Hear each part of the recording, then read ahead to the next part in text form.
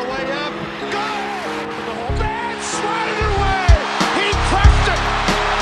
Phillips for three. Oh, he got fouled. Oh, yes, he did. Yes, he did. Fala galera, bem-vindos a mais um episódio do Pistons Brasil Podcast. O meu nome é Matheus Leite e eu sou o administrador do Pistons Brasil lá no Twitter e lá no Instagram. A gente vai começando aqui o 10º episódio, né? Se eu não me engano, no 9º episódio eu tinha falado que eu faria um episódio sobre o começo da temporada, né? Eu tinha feito sobre a pré-temporada. Eu acho que eu prometi isso lá no final, só que, cara, me deu uma preguiça também e quando eu fiz, eu não gostei muito do resultado na hora de editar. Então eu dei uma enrolada, tá? Mas aqui eu me senti na necessidade de fazer esse episódio, porque eu acho que já teve um bom período aí para eu fazer uma análise um pouco, até rasa, né? Mas um pouco mais completa também do que está sendo o time nesse comecinho de temporada, nesse ano de 2024 aí. E eu acho necessário também porque eu ia fazer um episódio só em fevereiro, que é o fim da deadline, né? É o fim do período de trocas da NBA. Só que eu acho que vai demorar muito e talvez eu possa esquecer algumas coisas. As coisas podem mudar muito também, né? Então, nesse exato momento aqui, eu tô gravando esse vídeo antes do fim do ano. Então, o Pistons tá num bom momento aí, podemos dizer isso, né? Então eu vou aproveitar essa minha empolgação antes que o time perca, sei lá, umas 3 partidas seguidas aí, eu fique sem vontade alguma de fazer esse episódio. Então é isso, cara. Nesse episódio a gente vai falar sobre o que tá sendo esse começo de temporada do Pistons, se eu tô gostando, se a torcida tá gostando, se não tá gostando, sobre o desempenho de alguns jogadores, né? Como é que tá o Cade, como é que tá o Ivey, o Duren. A gente vai ver aí se as aquisições no começo da temporada deram certo, ou estão dando certo, né? Melhor dizendo. Então é isso, também vou falar sobre um pouco sobre o JB Bickerstaff, nosso treinador. O que eu tô achando dele aí também. Vou logo falar que eu tô gostando, tá? Eu não sabia o que esperar dele exatamente. Talvez eu até sabia, né? Pelo que ele tinha feito no Cavs ali. Mas eu tô gostando, cara. Eu vou falar tudo aí sobre ele nesse episódio também, tá bom? Se você quiser nos seguir nas outras redes sociais aí, eu vou deixar um link, tá? Se você quiser nos seguir aí no YouTube. Se você quiser nos ouvir, né, no YouTube, Spotify, no YouTube Music, sei lá. Tanto faz, cara. Tá em tudo aí, tá no Deezer. Tá em todas as plataformas que eu consegui colocar esse episódio. Você pode nos seguir. Agora, mas eu peço mesmo para você nos seguir ali no Instagram e no Twitter, tá? Vou deixar o link aí tudo bonitinho. Você vai nos siga aí, principalmente nessas duas aí, se você quiser, claro. Então é isso, bora lá.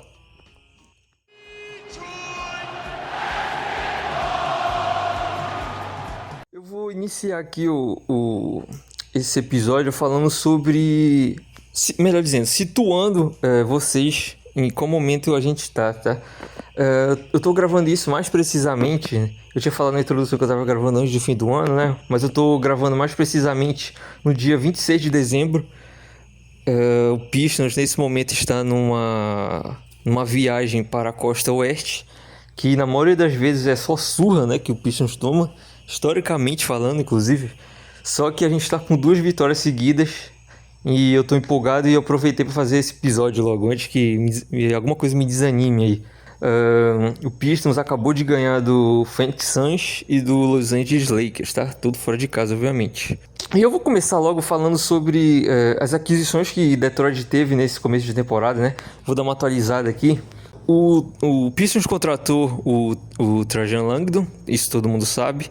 Ele foi contratado e depois contratou o JB Bickerstaff, que tinha acabado de ser demitido do Cleveland Cavaliers, né? Ele foi para os playoffs ali, teve até um sucesso na temporada regular com o time, conseguiu tirar o time da reconstrução e levou para os playoffs. Só que chegou na semifinal de conferência, se eu não me engano, né? Eles ganharam do Orlando Magic na primeira rodada.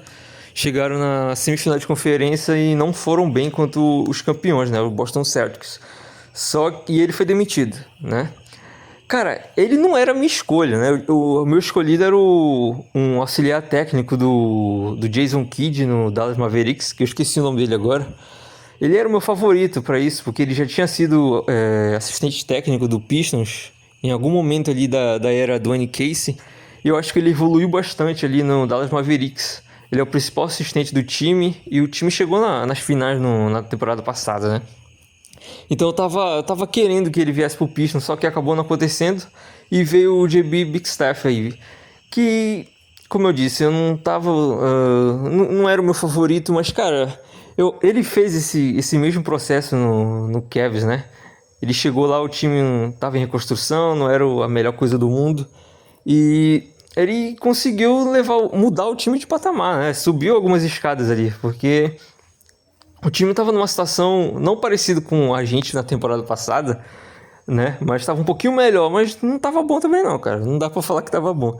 E ele melhorou bastante o time. E ele chega no Pistons pedindo veteranos, né? Ele queria veteranos e chutadores. Na temporada passada o Pistons teve alguns veteranos, né? Só que, cara, acho que a gente não pode dizer que esses caras eram veteranos que ajudavam os jovens no vestiário, sabe? Um era o Bojan Bogdanovic, que dentro de quadra ele até jogava bem, né? Acho que ele fazia perto de 20 pontos por jogo aí em Detroit. Só que, cara, no vestiário... Vamos falar a verdade, né? Obviamente a gente não tem informação nenhuma disso, de como ele era ali com os outros jogadores. Mas, cara, ele não parece ser o cara que vai liderar o time pra alguma coisa, né? E o outro era o Alec Burks, que, cara, muito menos, né? Ele era só um roleplay normalzinho, assim, não tinha nenhuma ligação com os jovens jogadores do time. E eu acho que isso prejudicou muito, né? E eu acho que essa é a diferença da temporada passada para essa. Porque a gente tem veteranos que querem jogar no Pistons, tá? A gente vai falar alguns aqui, ó. A primeira coisa que o Trajan fez depois de contratar um treinador foi começar a formar o time, né? Ele trocou o Quentin Grimes pro Dallas Mavericks e pegou o Tim Hardaway Jr. E pegou mais 2 ou 3 piques de segunda rodada, eu não lembro exatamente. Mas... vamos falar a verdade aqui, o Tim Hardaway Jr. não é o melhor jogador do mundo, né? Ele é mais um daqueles caras peladeiros igual o Alec Burks, só que ele é melhor que o Burks, né? E a gente tem que falar também que, por exemplo, quando ele traz o Tim Hardaway Jr., ele espera que ele ajude no vestiário do time também, né? Não só nos arremessos e em quadra. Por exemplo, o Tim Hardaway Jr. foi o cara que o Cade pediu ajuda quando ele machucou o tornozelo lá. Tornozelo não, a canela, né? Quando ele teve aquela pequena fratura na canela que o tirou da temporada inteira de 2022 ou 2023, não lembro. Mas acabou tirando ele da temporada aí. E o Cade foi falar com o Tim Hardaway Jr., né? Que jogava no Dallas Mavericks, Dallas, que é a cidade natal do Cade. Foi falar ali com o jogador e o Tim Hardaway Jr. Mandou o Cade fazer a cirurgia, né? Não mandou ele ficar enrolando para ver se sarava a canela sozinho, que era uma pequena fratura, né? Não era alguma coisa exposta assim. Mas o veterano aí mandou o Cade fazer essa cirurgia. O Cade fez, ficou fora da temporada. E eu acho que hoje, nesse exato momento, a gente já pode dizer que fez o certo, né? Até que na temporada passada ele ainda estava sentindo um pouco, assim. Ele usava um gelo na canela e tal. Mas essa temporada eu confesso que eu não vi ele nada disso, né? Eu não vi ele usando esses gelos novamente. E eu acho que ele já tá saudável, né? Em relação à canela. Acho que ele nem lembra mais disso, pra falar a verdade. Então é isso. A gente pegou o Tim Hardaway Jr., e vale lembrar também, né, que o pai dele... o pai dele é de Detroit, o Tim Hardaway? Eu nem lembro, cara. Eu acho que a única ligação do pai dele com o Pistons é o fato de ele ter sido assistente técnico, né, de Detroit. E eu acho que ele inclusive ficou morando ali por Detroit por um tempo. E o Tim Hardaway Jr., ele jogou em Michigan, né? Jogou na faculdade de Michigan. Eu acho que isso Por isso que o pai dele sempre ia ver os jogos do filho quando ele jogava em Detroit, seja pelo Knicks ou pelos Dallas Mavericks. E a próxima aquisição, a próxima troca do Trajan Langdon foi a aquisição de uma pick de segunda rodada, né? E ele também pegou o Wendell Moore, né? Que até participou alguns momentos dessa temporada, mas ele não joga tanto, né? A gente até pensou que ele ia ser dispensado ali no começo da temporada ou antes da temporada começar, porque ele não sei exatamente qual o valor dele no time, mas em algum momento, quando os nossos guardas tiveram problemas de lesão, ele entrou, cara. E eu não vou falar que ele jogou mal, né? Ele até teve bons momentos assim. Ele é mais esse cara mesmo de chegar e jogar quando não tem praticamente ninguém em quadra. Mas eu acho que a melhor coisa dessa troca do Trajan Langdon foi que a gente não mandou nada, né? O Timberwolves estava mandando o Wendell Moore e essas piques de segunda, que eles queriam se livrar do contrato dele só, né? Que apesar de ser um contrato pequeno, isso afetava lá no salary cap deles. E eles estavam pagando, que eles estão pagando uma taxa muito alta, né, para a NBA, por conta de já terem ultrapassado o Luxury Tax. E a gente pegou o Bob Klintman nessa troca, tá? A gente pegou a pick de segunda rodada, como eu falei, e a gente draftou o Klintman, que no primeiro momento a maioria das pessoas ficaram, sabe, coçaram a cabeça, porque o agente do Klintman é filho do Warren Talon, tá? Que é um cara que trabalha no Pistons ali e ele gosta de mandar, sabe? Ele é o vice-presidente da franquia. E como o Tom Gore só fica lá trabalhando lá por Los Angeles, ele que fica em Detroit, tá? O Warren Talon. E o filho dele é agente de jogadores. E ele é agente do Bob Klintman. Então a gente ficou meio assim, né? Eu praticamente não gostei no primeiro momento. Só que quando o Klintman foi jogar Summer League, ele jogou bem. Então eu acho que todo mundo nem lembra mais quem é o agente dele, ou se esse agente dele teve algum poder aí de ter draftado, de ter ajudado o Klintman a ser draftado por Detroit. Tá certo que o Klintman ia sair ali na segunda rodada, no começo, né? E essa pick era no começo de segunda rodada.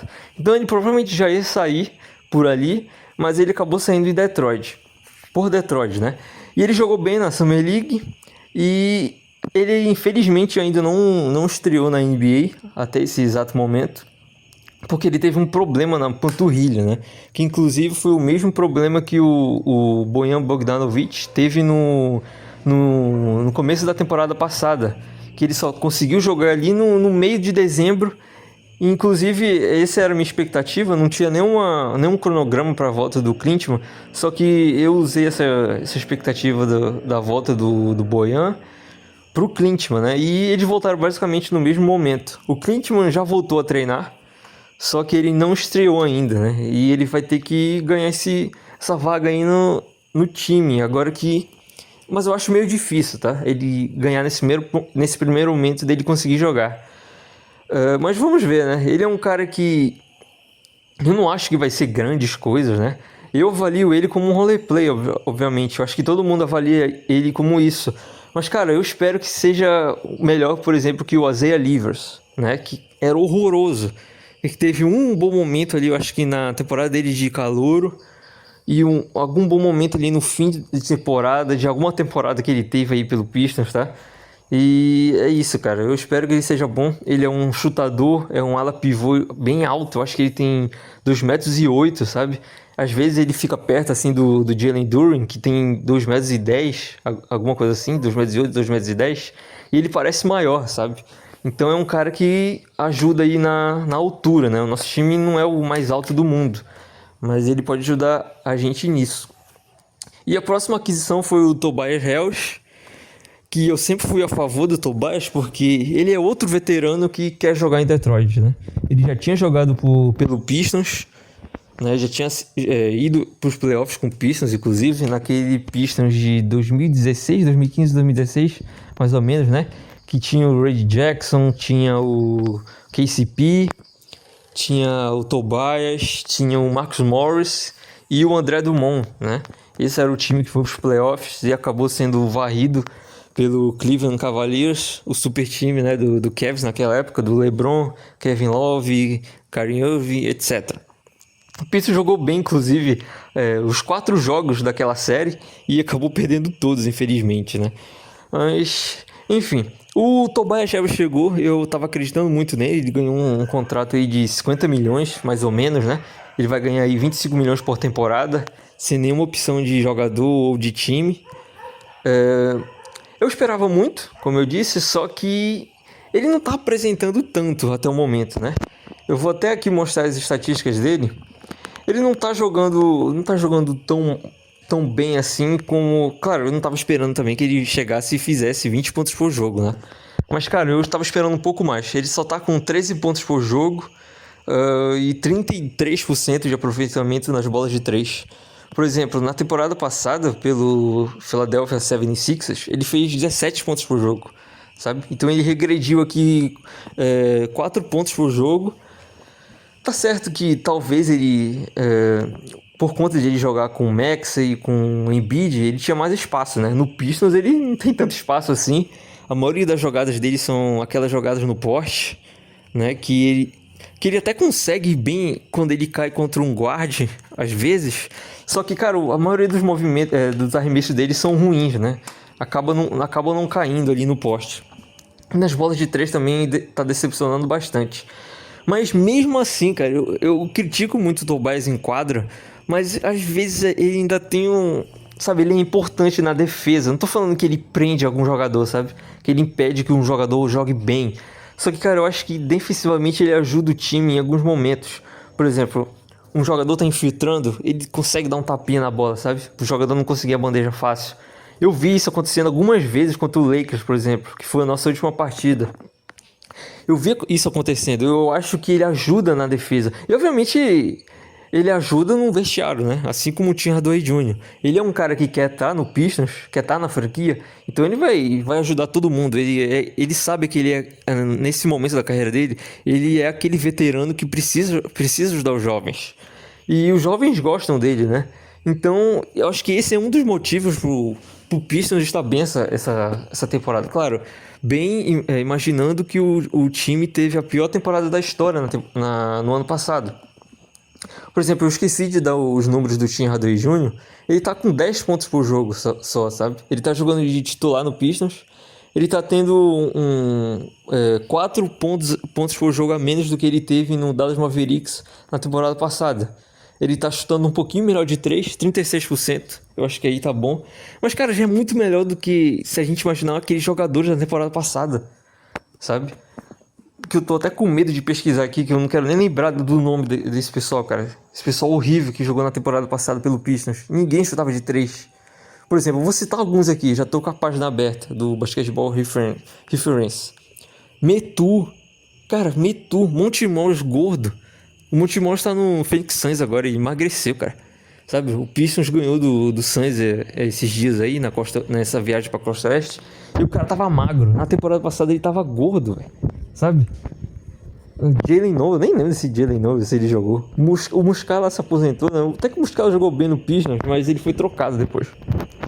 O Moody. Cara, o Moody, sabe, até que ele era bonzinho assim em alguns momentos. Mas, cara, o Moody, sabe, esse cara não vai jogar num time que tá buscando alguma coisa.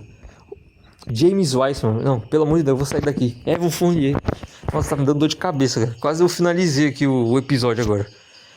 Então é isso, cara, eu tô falando, esses caras, o Tim Hardaway Jr. e o Tobias, eles não são caras que vão levar o Pistons pro título, né? Mas eles são caras que podem ajudar o Pistons a subir um degrauzinho, sabe? A não ser uma piada sempre. A gente teve 14 vitórias na temporada passada inteira, sabe? Então esses caras já estão ajudando a gente, gostando ou não.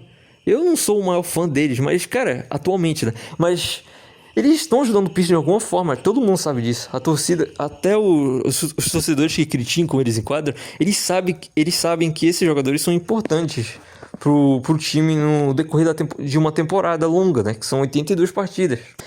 Então é isso, a próxima aquisição do Trajão foi o Paul Reed, né? Que ele foi dispensado ali pelo Philadelphia 76ers e o Pistons pegou. Eu não vou mentir, no começo da temporada o Paul Reed não tava jogando nada, cara.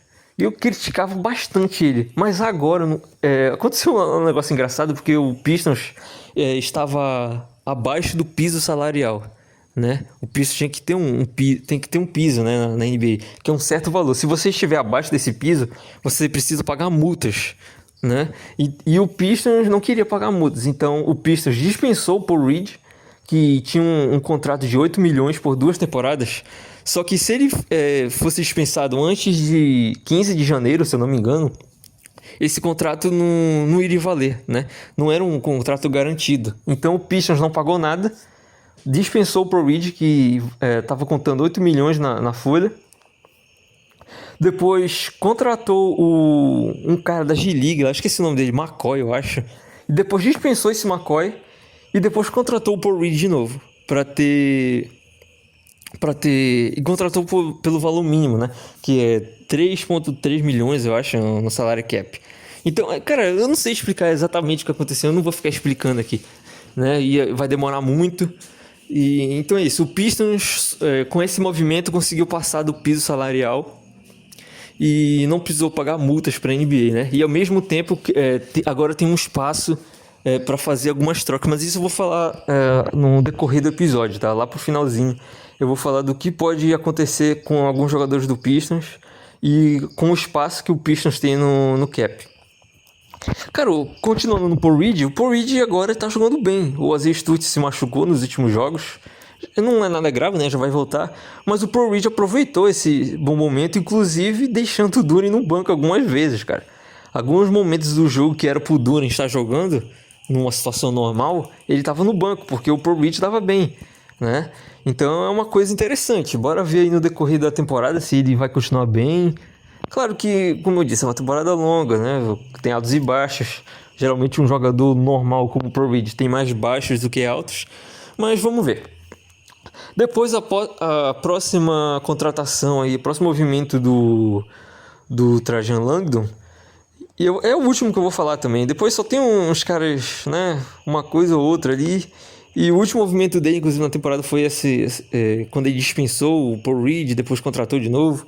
Mas, cara, o mais importante, eu acho, a mais importante contratação da temporada, o movimento aí do Trajan Langdon, até esse momento, dia 26 de dezembro, é a contratação do Malik Beasley. Cara, o Malik Beasley, ele é um jogador de time de playoffs, né? A gente tem que falar a verdade. Vou abrir aqui as stats dele. Eu lembro do Beasley lá no Nuggets, né? Quem lembra dele lá nessa época?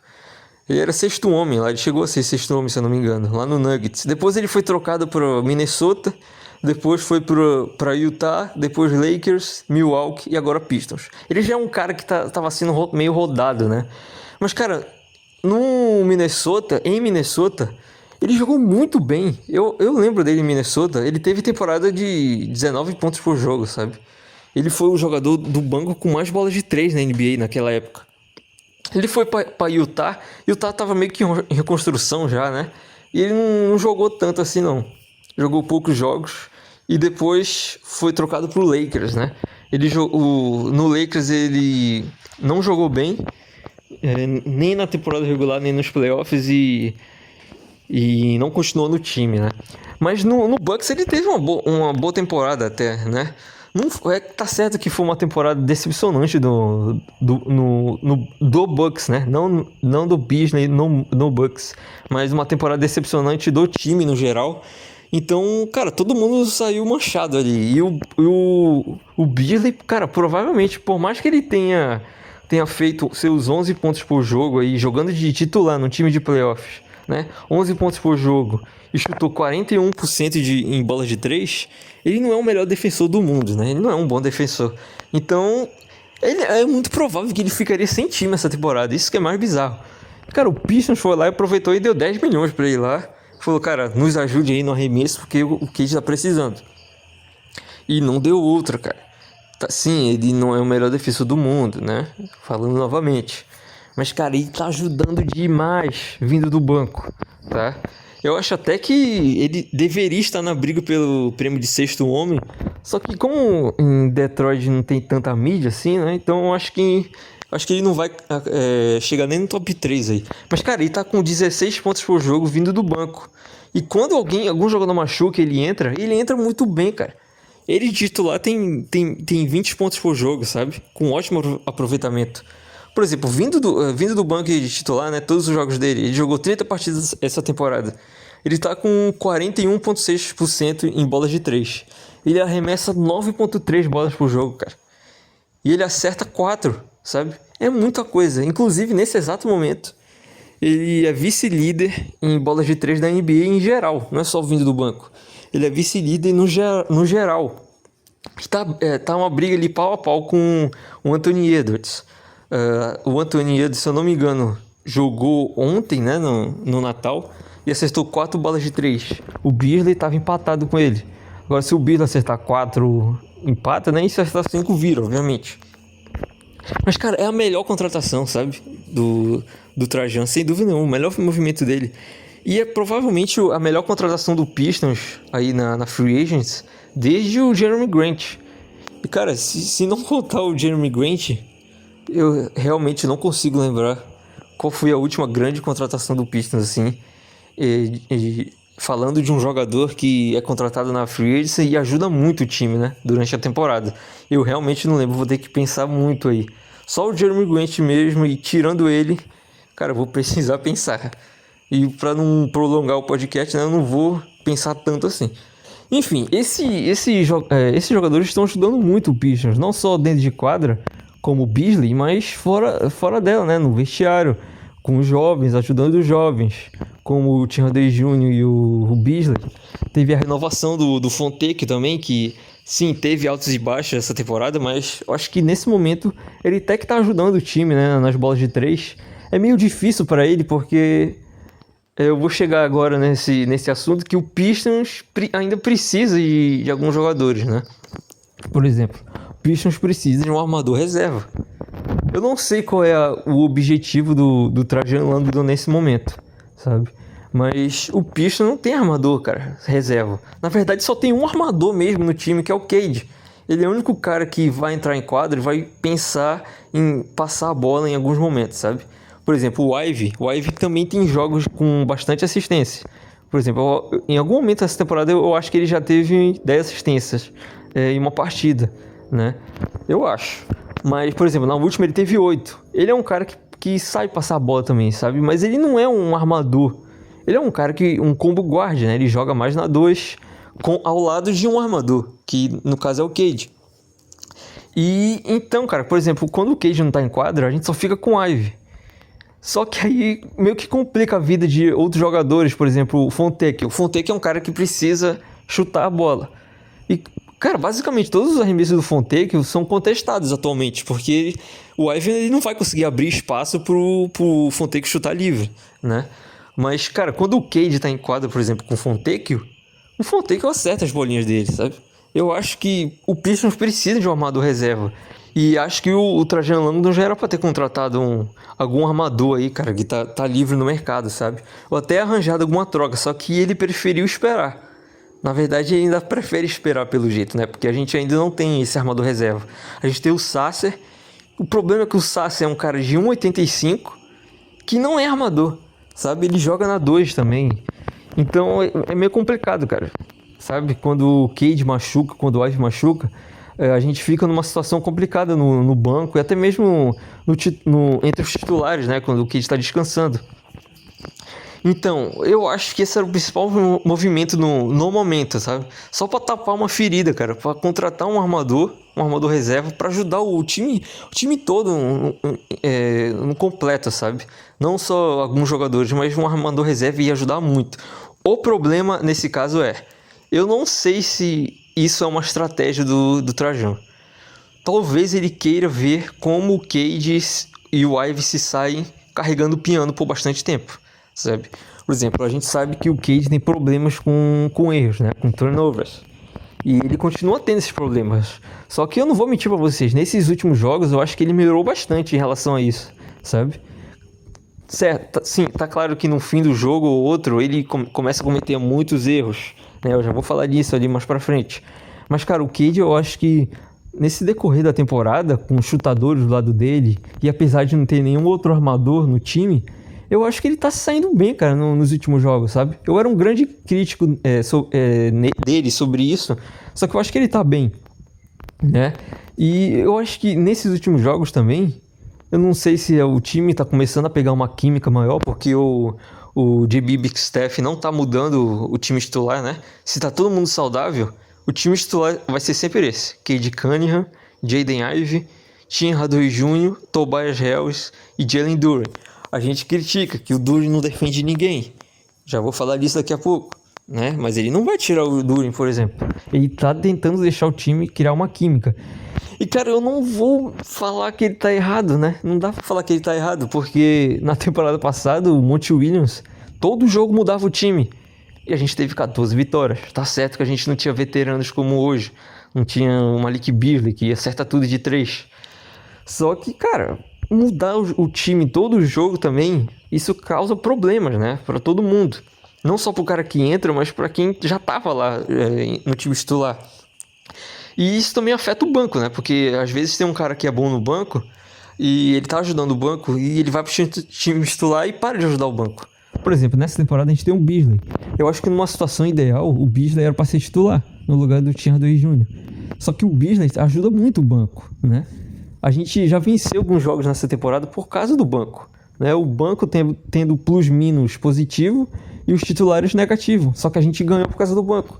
Na segunda unidade, que tem Beasley, tem Fontecchio, tem o Alzar agora, que voltou de lesão. De lesão não, né? Do problema sanguíneo que ele teve. Tem o Ron Holland, tem o Moore, o Wendell Moore, quando entra às vezes. Tem o Isaiah Stewart, que defende muito bem. E tá jogando, quando joga, né? Quando não tá machucado, ele joga os mesmos minutos que o Jalen Duren, na maioria das vezes, porque ele tem bastante impacto. Paul Reed, que às vezes entra e tá entrando bem agora, né? Sem o Isaiah Stewart machucado. Então, cara, é isso. Eu acho que ele quer manter uma química entre os jogadores, né? Pra não ficar aquela bagunça completa dentro de quadra. Porque eu acho que isso ajudou o Pistons a ter menos turnovers em alguns momentos. Por exemplo, a gente jogou agora contra o Utah Jazz, contra Phoenix Suns e contra Los Angeles Lakers. Esses times tiveram mais turnovers que a gente, sabe? E a gente tá falando de um Phoenix Suns que o Booker não jogou, né? Mas tinha Kevin Durant, tinha o Bradley Beal, tinha o Tyus Jones, né? Que tá jogando bem lá. E no Lakers, cara, no Lakers tinha LeBron, tem D-Lo, tem Anthony Davis, todo mundo tava lá, cara. Sabe? Só tinham os bichados de sempre. Mas, por exemplo, tinha o Austin Rivers também. E, cara, o Pistons teve menos turnovers do que eles nesses jogos, sabe? E forçou muitos erros deles também. Então, eu acho que isso que é o ponto aqui, né? Eu acho que o time sempre jogar junto cria uma química diferente e faz com que os jogadores tenham menos erros, né? Tá certo que os erros vão continuar, porque, por exemplo, o Cade, como ele é o único armador, ele fica com a bola quase 100% do tempo, cara. Só o Ivey que de vez em quando pega e faz alguma coisa, ou o Tobias pega uma bola no poste ali. Só que, cara, o Cade, por mais que ele tenha aquele problema, que todo mundo sabe que é de condicionamento físico, né? E o Cade consegue carregar o piano na maioria das vezes. E eu acho que esse é o objetivo do Trajan Langdon no momento. Ele quer que o Cade crie casca, né? Crie uma casca, que ele se desenvolva com a bola na mão por bastante tempo, né? Não é só alguns minutinhos ali, aqui, ali. Ele quer que o Cade crie essa casca, crie esse condicionamento físico de All-Star, de All-NBA, sabe? Pra ele aguentar o jogo inteiro e parar de cometer esses erros, né? Obviamente, quando um cara fica muito com a bola, ele comete erros, né? O Luka Doncic é um dos líderes em erros da NBA. Só que ele é um cara que fica muito com a bola. O Trae Young é a mesma coisa, né? Isso é normal, cara. Esses caras vão cometer erros, né?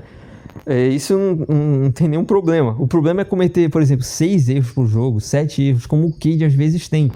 Só que eu acho que eu tô entendendo essa estratégia, que eu acho que é uma estratégia, né, do Trajan. Eu acho que se ele quisesse mesmo tapar essa situação, ele contratava um armador reserva qualquer e deixava ele lá, sabe? Por exemplo, o Elfrid Payton tava jogando no Pelicans, teve partida aí de mais de 20 assistências. Só que ele foi dispensado do Pelicans e ninguém contratou, né? O Pistons poderia pegar esse cara. Só que eu acho que o Trajan quer continuar com essa experiência do Cade armando, quem sabe o Ivey desenvolvendo essa função também, né? Então é isso, cara. E o outro problema que o Pistons tem atualmente... Claro, o Pistons tem outras coisas também, né? A defesa não é a melhor coisa do mundo. Eu acho que ainda falta alguns chutadores ali. Mas, cara, os principais problemas do Pistons no momento, né? Armador reserva, como eu disse agora, e um pivô defensivo. Sim, o Stewart é um pivô defensivo, só que o problema é que ele não é atlético, né? Ele não é o cara mais alto do planeta também, ele tem 2,3 m, não é um pivô alto. Não é à toa que na temporada passada ele estava jogando até de ala pivô. E, cara, isso afeta muitas vezes. Por exemplo, o fato do Stewart não ser atlético, eu acho que faz com que ele não seja titular. Apesar de ele ter um arremesso, né? Apesar de ele ter desenvolvido um arremesso durante a carreira dele.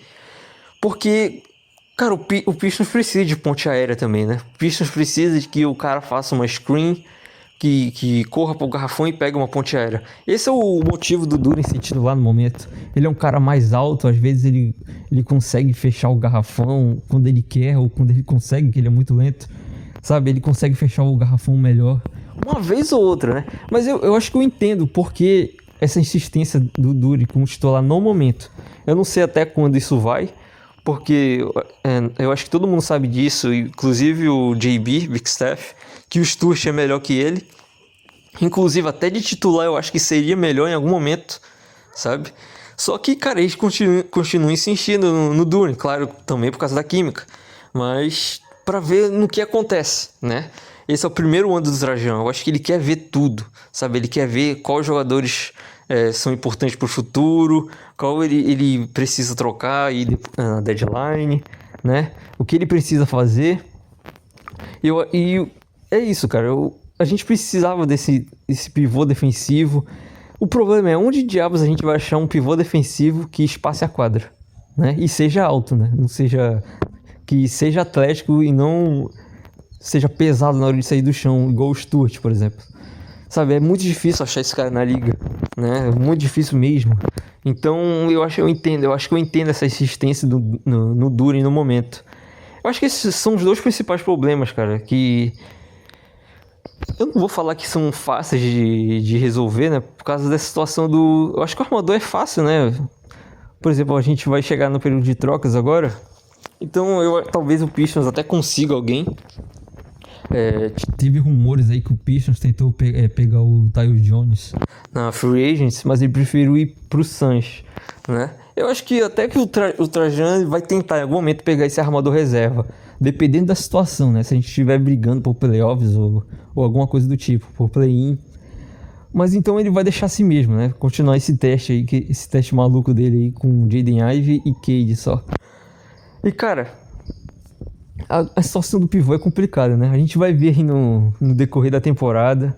Eu não tô confiante que o Duren vai ser o nosso pivô do futuro, tá? E eu não acho que o Stewart vai ser também. Eu acho que o Stewart é um roleplay muito bom, sabe? Mas eu não acho que ele vai ser aquele cara titular, sabe? Que vai mudar o time por completo.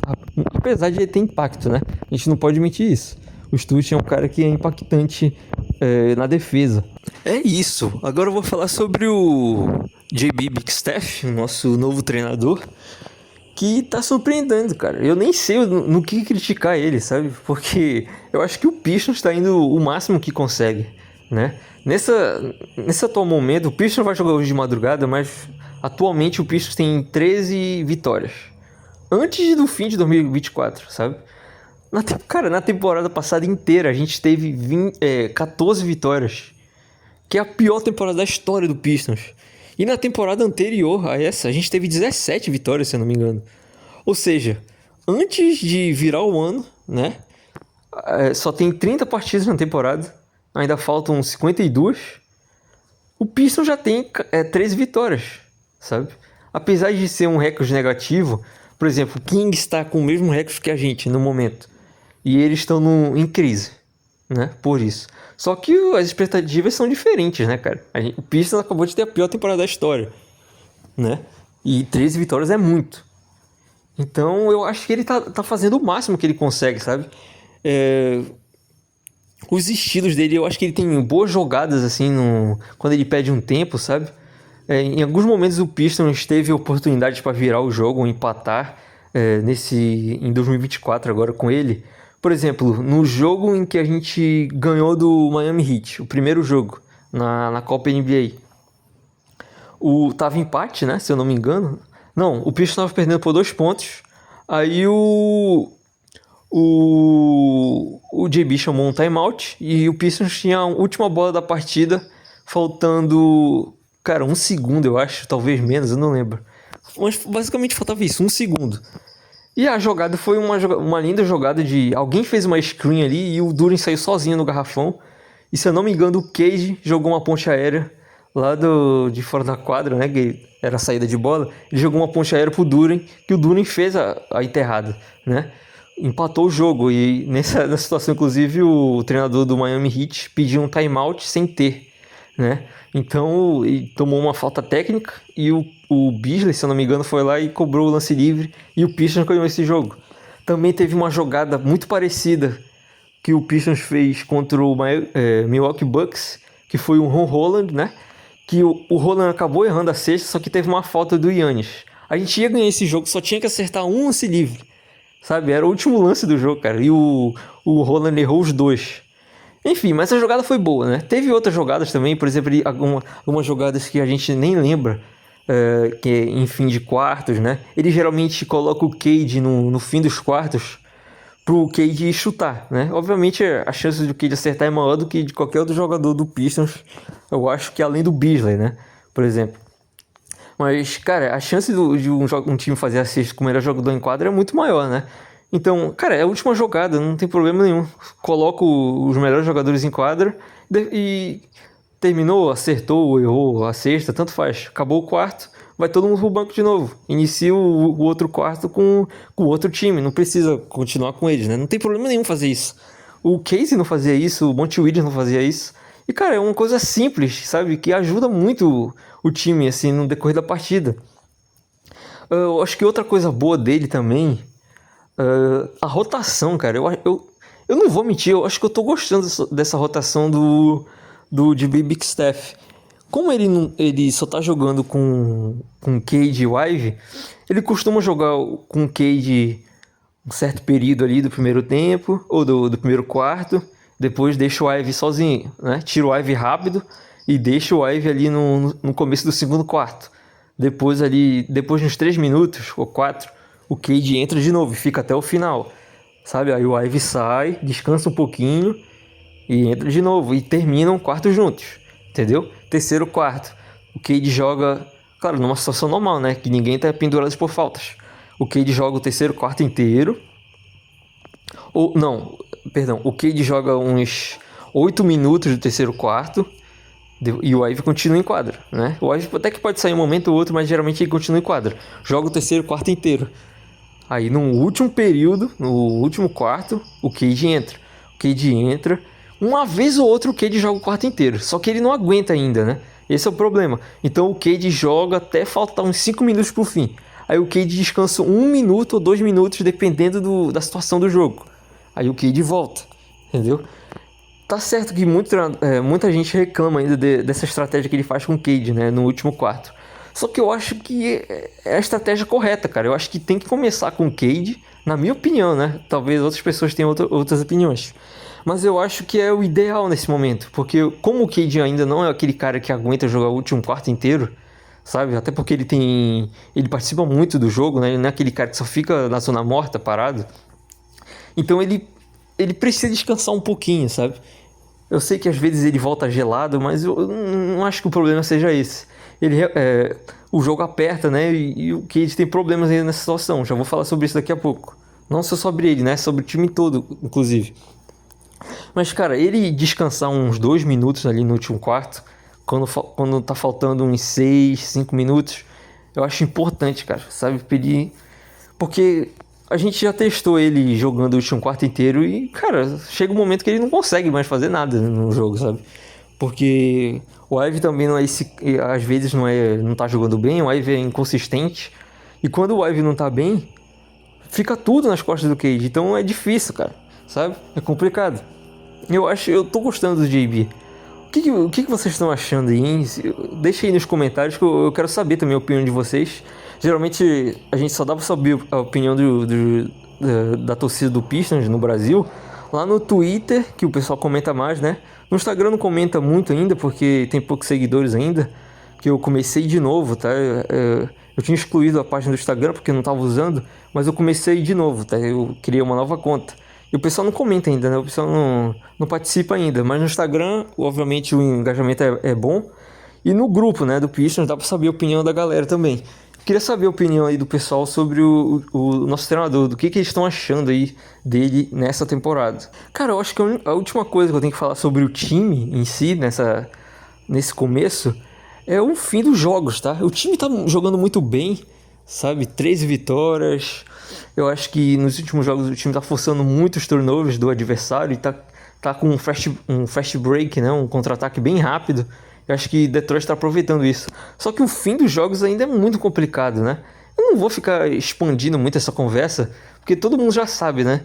Cara, o time é muito novo ainda, o Cade às vezes não tá preparado para esses momentos, né? E os nossos veteranos, vamos falar a verdade, né? Os nossos veteranos também não é como se eles decidissem alguns jogos, né? O Beasley não decidiu no Bucks, nem no Lakers. O Tim Hardaway Jr. uma vez ou outra faz uma coisa ali.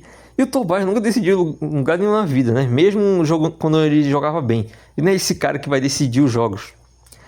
Mas, cara, vamos lá. Eu espero que o time melhore, sabe? Eu espero que o Cade e o Ivy, principalmente, criem algo especial entre eles, sabe? Em fim dos jogos. Que eles segurem melhor a bola. Isso eu não posso reclamar, cara. Eu acho que o time até que segura bem a bola, deixa o tempo passar. Apesar de... A única crítica que eu tenho, cara, pelo JB Bickerstaff é que no fim dos jogos ele tá com uma estratégia pro Pistons tentar pontuar. Porque, cara, chega no fim do jogo o time trava, sabe? O adversário fecha tudo e ninguém consegue pontuar.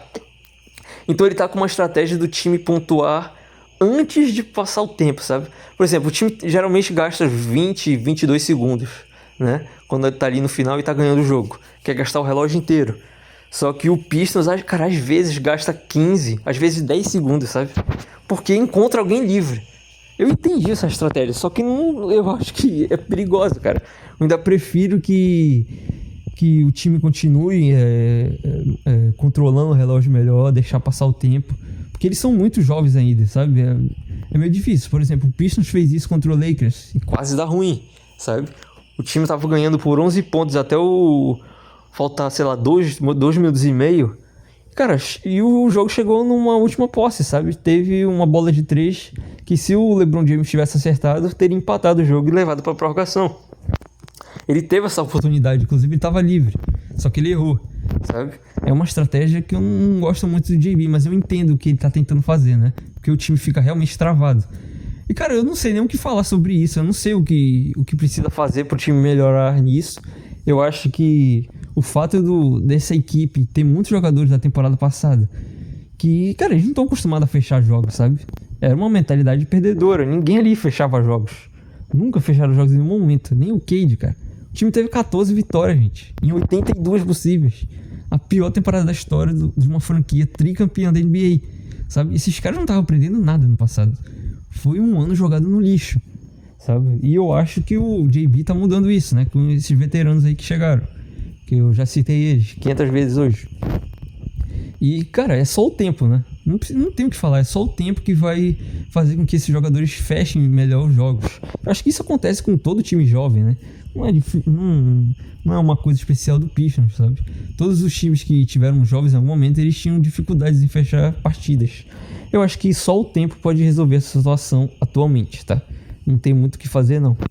Agora, para finalizar aqui, eu vou falar o futuro de alguns jogadores do Pistons, tá? Eu vou citar todos aqui rápido, tá? Para não me alongar muito, para o episódio não ficar muito longo. Eu vou pegar aqui a lista de jogadores do Pistons essa temporada e vou falar o que pode acontecer. Cara, se tiver alguma coisa do Pistons, tá?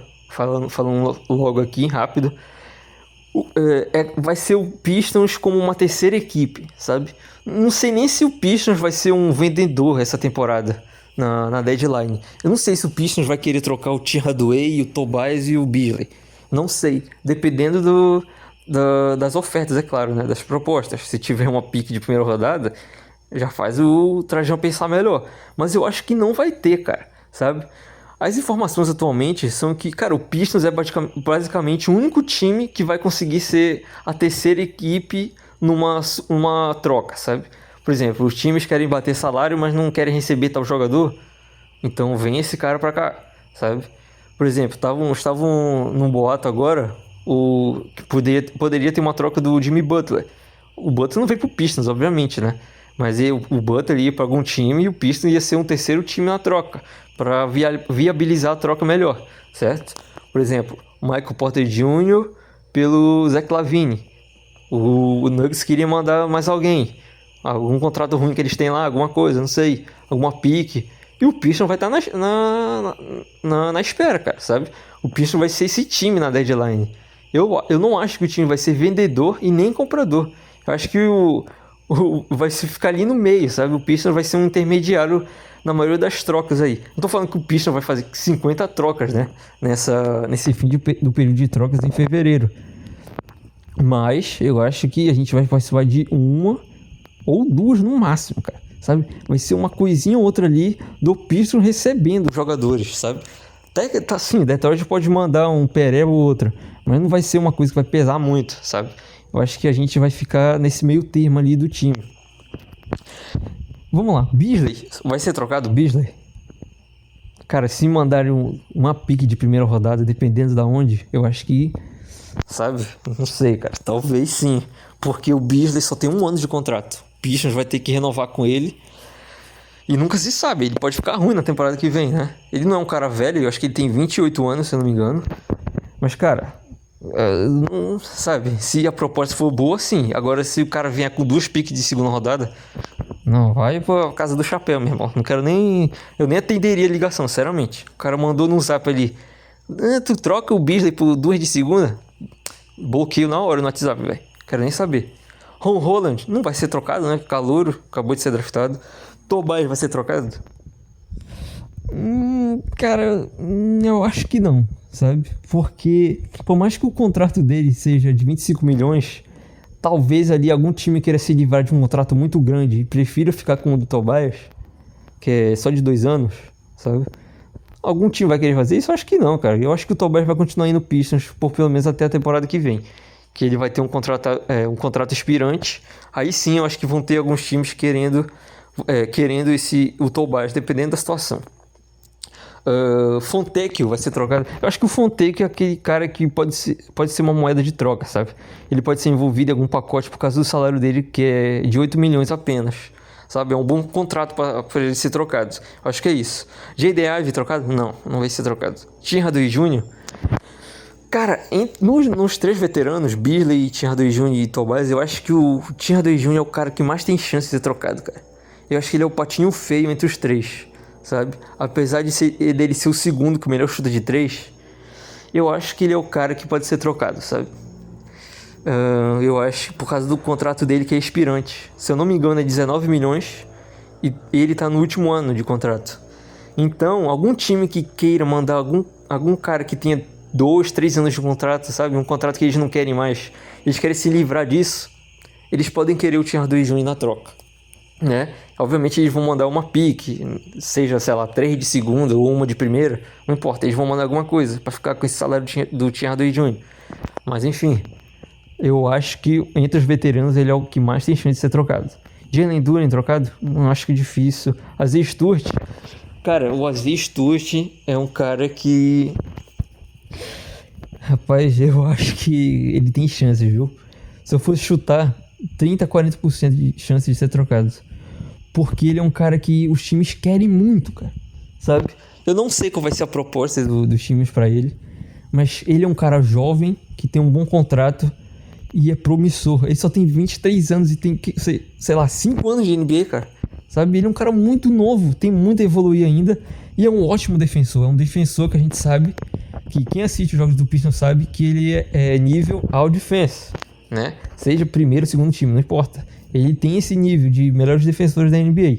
Ele é um cara que defende qualquer posição, sabe? Ele ajuda muito o time, ele joga pro time, é um cara com raça. que quando vem do banco, ou sei lá, joga como titular mesmo, ele é um cara que coloca energia pros outros jogadores. Eu não sei, cara, será que ele vai ser trocado? Não sei. Dê a opinião de vocês aí nos comentários. Cade Cunningham trocado? Será? Não vai ser trocado, né, cara? Para de brincadeira aqui, 0% de chance. Sassi trocado? Eu acho que o Sassi é a mesma situação do Fontecchio, tá? Seja o Sassi e o Wendell Moore Jr. São caras que não... Claro, o Fontecchio até que tem sua importância, né? Porque ele joga no banco. Mas o Sassi ele não joga tanto, o Wendell Moore também não joga tanto. Eu acho que esses dois caras são parecidos. Apesar da situação deles atualmente, na situação de trocas, tá? Ser parecida com a do Fontecchio, eu acho que no time a situação deles é diferente. São dois caras já que eu acho que o Trajan não teria problema nenhum de se livrar. O próximo, Klinsmann trocado? Só se for a mesma situação, né? Se for envolvido em alguma coisa, só que eu acho que não, que ele é calouro ainda, né? Então eu acho que ele não vai ser envolvido. E muito menos o Alzar, né? Tá certo que em algum momento a gente vai ter que pensar sobre isso, porque a gente tem o Alzar Thompson e o Ron Holland, dois caras muito parecidos. Sim, eles têm suas diferenças ali em quadra, a gente percebe, né? Mas, cara, são dois alas atléticos que defendem bem e oficialmente eles têm problemas, né? Na bola de 3, que é uma coisa que o cara precisa ter para jogar ao lado do Cade, né? A não ser que seja o Duren, que tem 2 metros e 10 de altura, aí já é outra história. Mas, cara, esses outros aí, em algum momento a gente vai ter que pensar em Alzar e em Holland, sabe? Mas não é agora. Eu acho que nenhum dos dois vai ser trocado. Cara, é isso. Eu acho que não tem mais nada pra falar, né? Eu já falei sobre tudo, sobre as possíveis trocas. E é isso.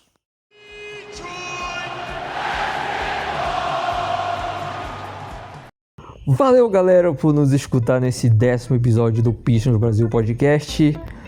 Eu acho que perto da deadline, talvez, só mês que vem.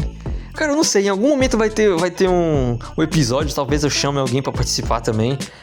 Tá certo que eu, por conta de eu só usar o celular, eu não consigo deixar as vozes em perfeito estado quando eu estou em ligação com outra pessoa, né? No caso, se eu fizer um episódio com mais alguém, o áudio não vai ficar muito bom. Mas eu acho que vocês não teriam problema nenhum nisso, né? Eu vou ver aí o que dá pra fazer. Talvez vai ter um episódio em janeiro, talvez sim, porque eu acho que a deadline vai demorar bastante. Talvez eu faça alguns boatos aí em janeiro, né? Alguma coisa assim, se tiver alguma coisa importante. Vai ter muita coisa em janeiro, talvez uma troca. Aí na deadline, antes da deadline talvez eu faça algum, ou depois da deadline, não sei. Talvez depois da deadline eu faça. E é isso, cara. É isso, pessoal. Obrigado por nos escutar. Vou deixar o link aí para vocês nos seguirem nas outras redes sociais. E é isso. Valeu. Até a próxima.